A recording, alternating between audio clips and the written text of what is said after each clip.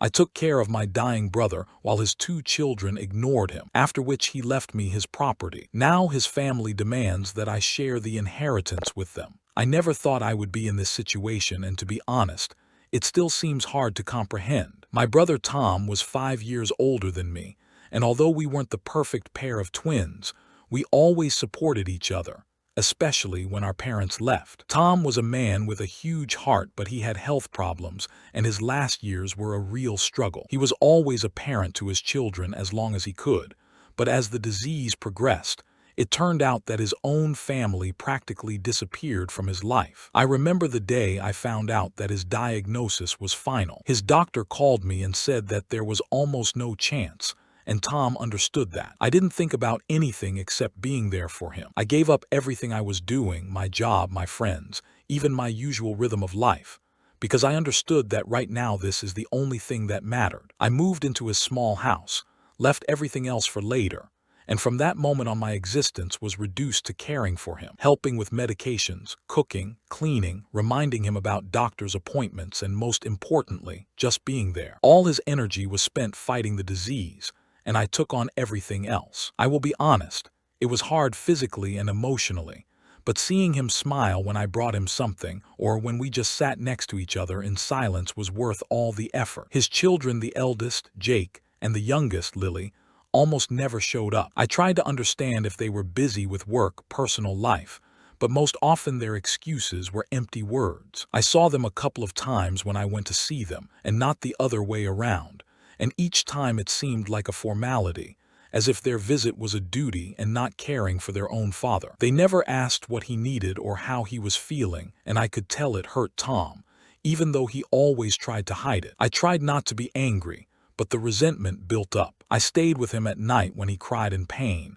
held his hand when he was choking, cooked his favorite meals that he could barely eat anymore, just to see a little joy on his face. My brother told me he appreciated everything I did, that I was his support system, and that it gave every day meaning. In the months I was there, we talked about his children, about the future, about who would manage his estate. Tom, always the direct man, said that he didn't see the point in leaving his estate to children who weren't even around, and that he wanted it all to go to me because I was there when it mattered. I was shocked and guilty at the same time, because I knew the children were still alive, and part of me thought they had a right to inherit. But I also knew that Tom had made a conscious decision. After his death, I was left with the house, his savings, everything he had collected throughout his life. At first, I didn't think about what would happen next. I would close the door in mourning and remember his voice, his jokes, his advice, his laughter. I thought that now my life would be devoted to rebuilding myself, but the reality was different. Jake and Lily began to send letters, call, demand to split everything equally, claiming that they had the right to. I tried to explain that they didn't care about him, that he had made the decision himself, that I was simply fulfilling his will, but they didn't want to listen. In every call there was reproach, anger, and a sense of ownership, as if I had stolen something that rightfully belonged to them. I felt guilty and irritated at the same time. The image of the last months of his life kept playing in my head, me lifting him out of bed, him laughing, thanking me, telling me I deserved it. I couldn't believe they were trying to force me into a moral choice that shouldn't exist. I began to doubt myself. Maybe I was being too harsh, not giving them a chance to suffer and improve. But then I remembered how often Tom had said that he valued my care more than anything. All the while they were writing me angry messages, I was worried about myself and about his memory. I knew that in court or in the legal field they might have a chance if they wanted, because a will can be legally contested, and I was scared. But even scarier was the idea that their children, who had never looked their dying father in the eye, would now imagine his life and my care as something non-existent. My head was full of contradictions, and I knew that this story could mentally drag on for months, if not years, if I defended what Tom wanted to leave me. I tried to talk to a lawyer, but each time I was lost in memories of us sitting in the kitchen, discussing the past and laughing at nonsense. I couldn't stop thinking about what was really important, and how the children who hadn't even come didn't deserve the forgotten moments I'd spent with him. But at the same time, I knew that it wasn't the law, it was life. And life was often unfair. The first time they came a couple of weeks after the funeral. The house was quiet, filled with echoes of memories of the last months when Tom was still breathing, and it seemed as if his presence was felt in every corner. She opened the door and said that they just wanted to talk. It was immediately clear that the conversation would be about the inheritance. Jake and Lily stood in the living room, clutching envelopes with papers, and tried to sound serious. There was a pretension in their voices, but between the words there was a growing anger, as if it was not the presence at the table that interested them, but the right to everything Tom had left behind. She tried to explain that it was her brother's decision, that the house and all his savings were meant for those who were there, who cared, who held his hand in the most difficult moments. They looked through the words as if it didn't matter to hear them. Each of their arguments boiled down to a standard phrase. "This is ours by right. We are his family too." Sometimes it seemed that words and emotions were intertwined, and it was impossible to find a middle ground. It was difficult to sit and listen to those who had disappeared for months now demanding justice. Inside, the memory of nights when bandages had to be changed, when he couldn't even get up, and there was emptiness next to him, was angry. The children had never tried to be there, and now they came with demands, as if the past could be erased with one demand. She tried to explain gently, calmly, that care cannot be judged by formalities, that years of presence cannot be compared with minutes of a visit, but every word seemed to bounce off the walls, returning with an accusation. They asked to divide the property into 3 parts, cited some legal arguments, references to laws that could give them a chance to challenge the will. Each of their steps felt like pressure, an attempt to pull the last months of my brother's life out of my memory and heart and present them as emptiness. At first, there was an attempt to argue, then an attempt to negotiate, but it became clear that there would be no compromise. With each meeting, there was a feeling that they wanted not only property, but control over history, over memory, over what was most personal. I had to close myself off, go into memories. Otherwise, my emotions would go off the scale. Sometimes I would sit in the room, with my brother's letters and notes on the table, and it seemed that he was still nearby, that I could touch those minutes when his face lit up with a smile, when he joked even on the hardest days. These memories were an anchor, saving me from feelings of guilt and anger at the same time. I tried to stay calm, explaining to myself that their demands did not make me bad. They just did not understand the real value of care. They came again and again, each time with new arguments, new lawyers, new threats. Sometimes the letters seemed almost mocking, photographs of Tom smiling decades ago, as if to prove that their connection to him was stronger than to the one who held him in his last days. It was hard not to explode, hard to remain within the bounds of decency, but it was important to preserve the memory of what he valued, of what it really meant to be there. There were thoughts of closing off completely, selling the house, leaving everything that was left of him, but this seemed a betrayal of memory. It was not about material things, but about the fact that every visit, every phrase, every look from his brother was something worth staying for. The understanding that the story could stretch on for years gave a feeling of anxiety. Legal papers, lawyers, hearings, all this seemed a soulless contrast to what was real. A breath, a hand, a smile. At some point it became clear that it was impossible to close off completely,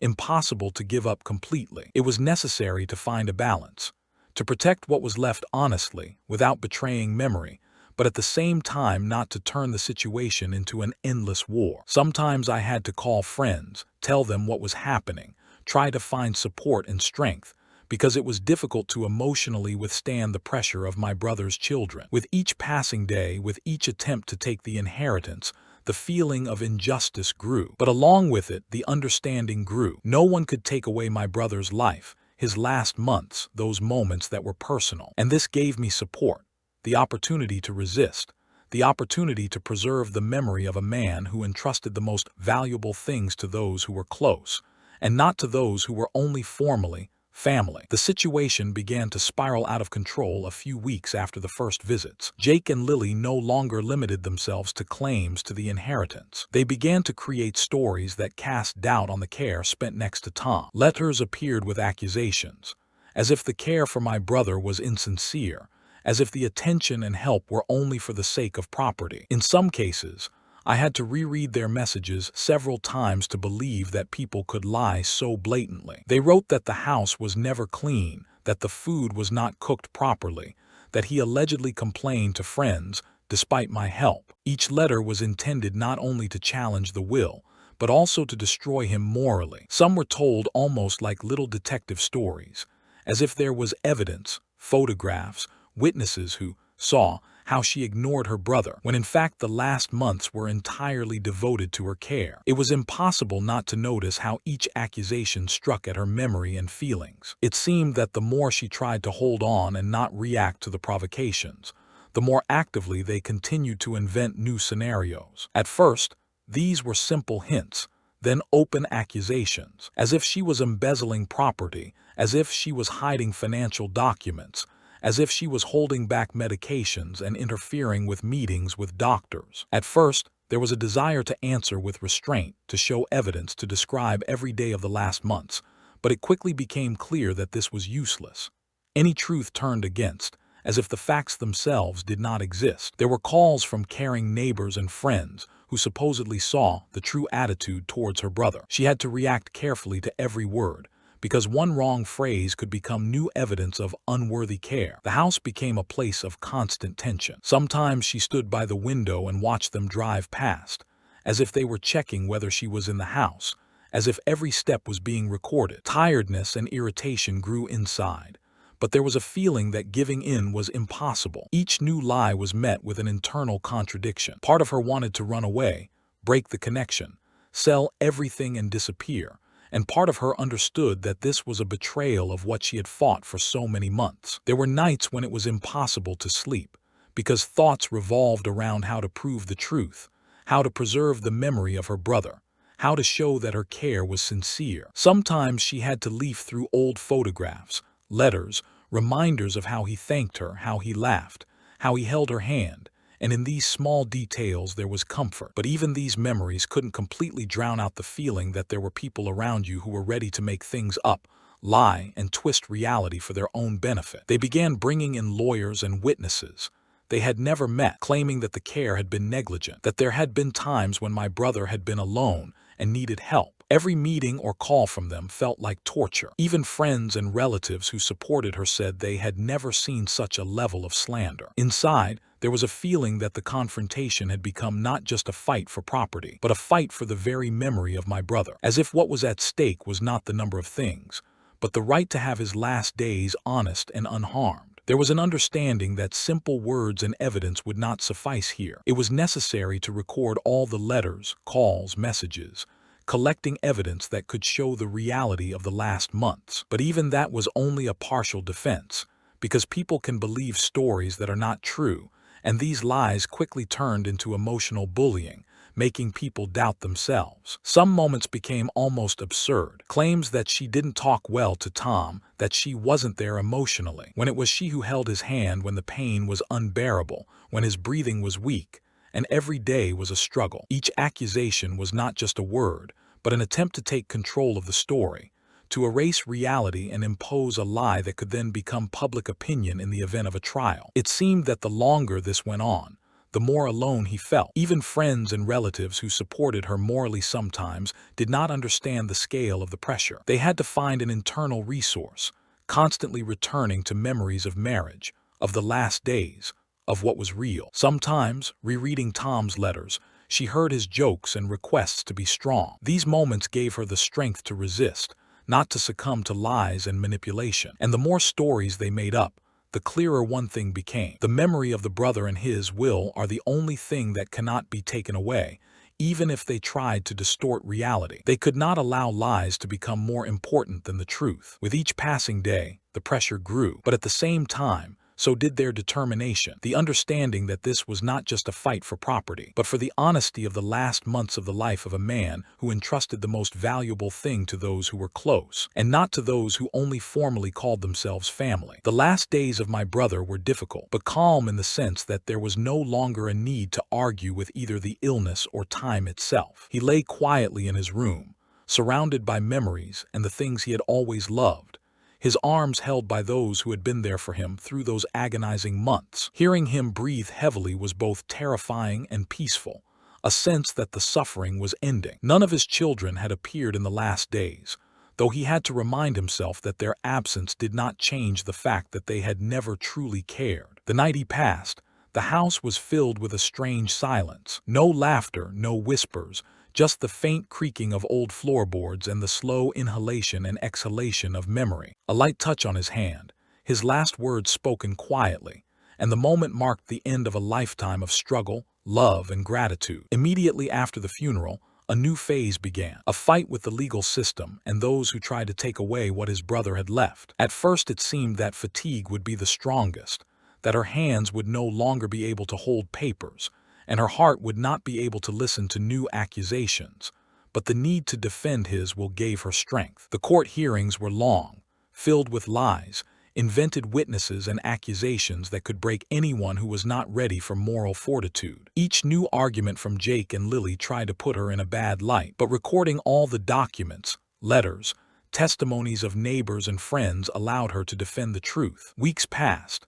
Sometimes it seemed that the process was endless, but gradual steps brought her closer to the goal. There was a moment when it seemed that the lies and pressure had reached their peak, that it would be impossible to prove care and sincerity, that memories of her brother's last days might not have legal force. But then came the memory of every morning sigh, every smile, how he thanked and said that it was this support that gave meaning to his life. These memories, like an anchor, helped to withstand and defend not just property, but memory, will, and love. After months of legal proceedings, a decision was made. The inheritance would go entirely to her. At first, the feeling of relief was mixed with devastation. The victory was not only material, but rather emotional and moral. Her brother's house now belonged to her. All the savings he had collected were under her control.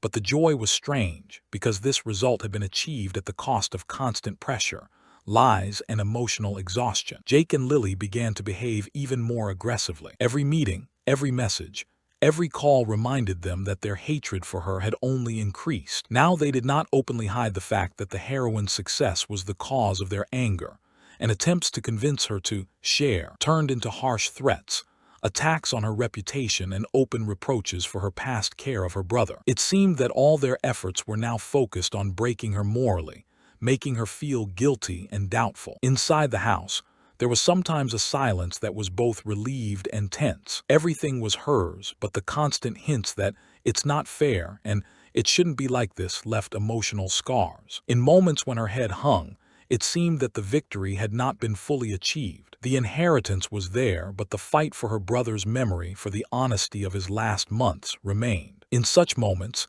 she had to return to the photographs, the letters, the little things her brother had left behind, and it was they that helped her maintain boundaries and remain calm. There was an understanding that these material things were not just property, but a symbol of how right action and sincerity can win, even when lies and aggression are strong. With each passing week, Jake and Lily's hatred became more obvious.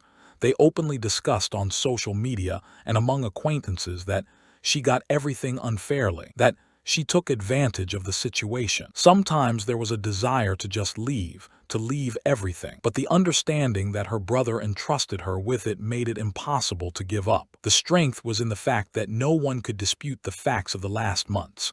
No one could erase the care, laughter, gratitude, and moments that will never return. Every day was a reminder that the fight was not for a house and money, but for the memory of a person who entrusted the most important things to those who were close, and not to those who only called themselves family. And even when faced with outright anger and slander, there was a sense of calm inside, because the truth was on the side of the one who loved, who cared, and who stayed with her until the end. After the court finally approved the will, the feeling of relief was intertwined with devastation. The pain of loss still sat deep, sometimes pressing so hard that it seemed as if the heart would not bear it. The first weeks after the end of the proceedings passed in the silence of the house, which was unusual and strange. No calls, no messages, except for those that came with hints of old claims. Sometimes I had to stop, squeeze my brother's letters in my hands and remember how he laughed, how he thanked, how he trusted. These memories contained calm, but at the same time a slight anxiety appeared. What if new attempts at pressure were still not over? Jake and Lily tried to create the appearance of a peaceful dialogue several more times, but fatigue, irritation, and helpless anger were already felt in their voices. I answered evenly, without unnecessary emotion, understanding that there was no point in arguing and the truth spoke for itself. Sometimes I had to restrain my irritation when the letters came with accusations and hints, as if all her care in the last months had been in vain, as if her sincerity had been just a cover. But in every letter there was despair, and the understanding that no one else would be able to rewrite the reality of my brother's last days gave me inner strength. Gradually the calls stopped, the letters stopped coming, and the visits to the house began to disappear. An amazing feeling appeared inside: freedom from constant pressure, the ability to finally live without the feeling that every minute was controlled by other people's claims. An inner voice reminded her that the care and love shown in the last months remained a part of her. They could not be taken away or disputed. Sometimes she sat in the living room, leafing through old photographs of her brother, notes and little things that he left behind, and each such moment became a reminder. The value is not in the house and money, but in the fact that she managed to protect his memory and fulfill his will. There was a feeling that these things left to her had become a symbol of the fact that the right actions, sincerity and care have a power that nothing can destroy. Inside, there was sometimes irritation at Jake and Lily, at how hypocritically they behaved, how they tried to pass off care as selfishness, love as commercialism. Every time I remembered their absence during the most difficult days, a slight feeling of anger appeared, which gradually grew into an understanding. No one has the right to demand what they do not deserve. With each passing day, contacts with them were reduced, and this brought a strange relief. Their attempts to argue, accuse, manipulate gradually faded. Finally, it became clear: the fight was over. A calm settled inside that I had not felt for a long time, and a feeling that the truth had triumphed. I no longer needed justifications, proofs, or explanations. The inheritance and memory of my brother were protected. Sometimes, regret entered her thoughts about not being able to save her relationship with her family, but the understanding of their hypocrisy made this feeling empty. All that was left was the memory of her brother, his last days, the trust he had placed in her. The house, property, and things became not just material values, but a symbol of the fact that care and honesty were more important than lies and claims. When the last sign came that Jake and Lily would no longer try to influence, relief came. The fight was finally over. I realized that now it was possible to live without constant pressure, without the fear that someone could distort the truth. The decision to break all ties with these people became natural and final. There were no more calls, hints, aggression, only silence, which could be accepted as a deserved result. A feeling appeared inside that the past remained in memory, and the future now belonged to her, free from hypocrisy and pretense. Sometimes the memories of how they called themselves the brothers' family returned, but now it was clear: a real family is those who were there, who loved and cared sincerely, and not for the sake of formality or material gain. Every day confirmed that truth and care are stronger than lies, and that inside you can keep memories that no one can destroy. The end of the story was not a triumph over them, but a quiet victory over injustice, over hypocrisy, and over those who never understood the value of real care.